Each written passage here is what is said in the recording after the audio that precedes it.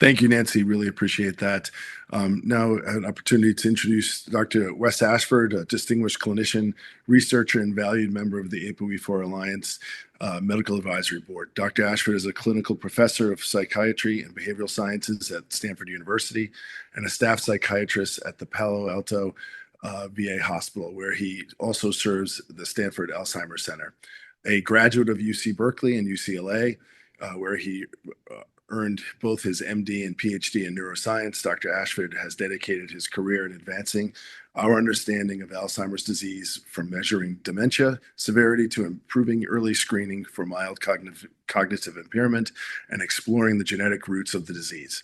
His research and advocacy have shaped how we detect, treat, and think about cognitive decline, making him a trusted voice for patients, families, and clinicians alike. Please welcome me in having Dr. Ashford join, who will now introduce our featured speaker, Dr. Juan Fortea. Thank you, Dr. Ashford. Yeah, thank you so much. And I'm so honored to be able to be here in first place. And thank you for that introduction. And I'm going to talk no more than 5 minutes. I got my watch here. I'm going to watch it. I've got at least an hour of stuff I could talk about, but I'm going to try and just make it sort of interesting and clear and fun. I got started in this field in 1978. I was interested in the temporal lobe, but I was not interested in taking care of old people. But I started realizing that Alzheimer's disease affected the temporal lobe, and then I actually published the first double-blind study of a cholinesterase inhibitor to treat Alzheimer's disease, which is the current main treatment for it. There's no evidence that it is not disease-modifying or that it is any less beneficial than the current anti-amyloid antibodies. They've not been tested head-to-head, and that's one of the things is what is really going on with Alzheimer's disease. It just wasn't enough with the cholinesterase inhibitors to really stop Alzheimer's. That was clear. In 1985, I published an article in New England Journal saying the attack of Alzheimer's disease is on neuroplasticity, and I really believe that's what we have to do. And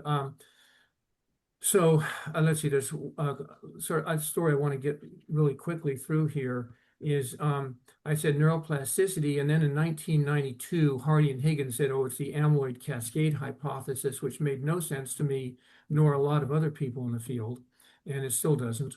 And so that was Hardy and Higgins in 1992. I had a good friend named Dale Schenk who actually started the amyloid antibody hypothesis and treatment. Unfortunately, he died September 30th, 2016.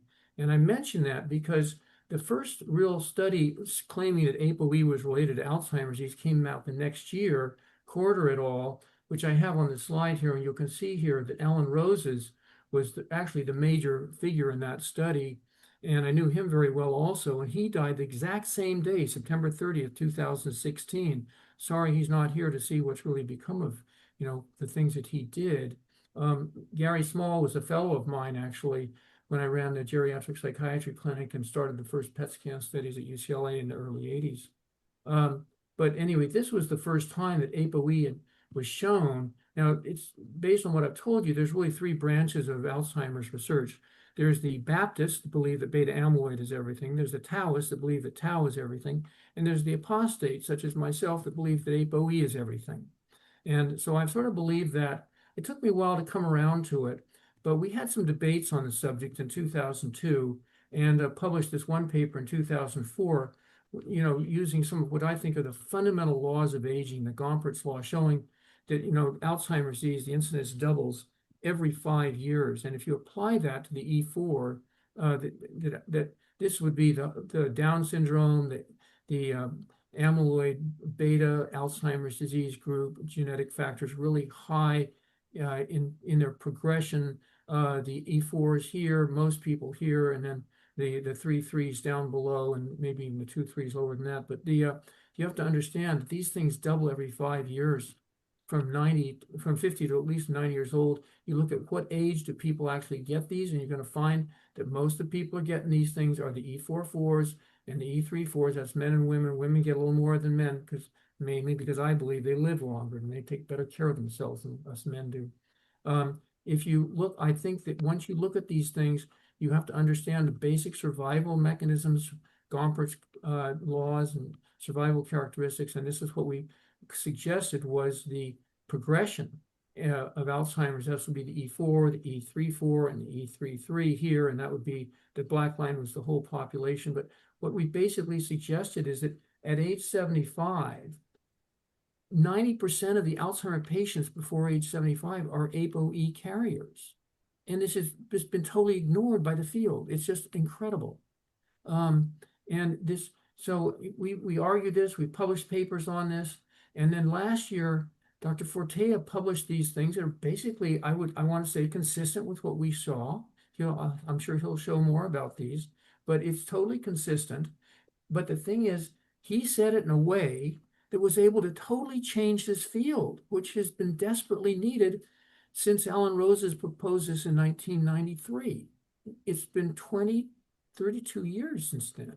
And we need to go on. And his real contribution is saying what, a lot of us know, but in ways that other people believed it.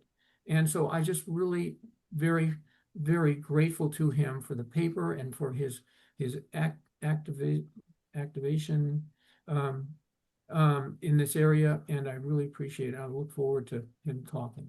Thank you so much for letting me introduce this field.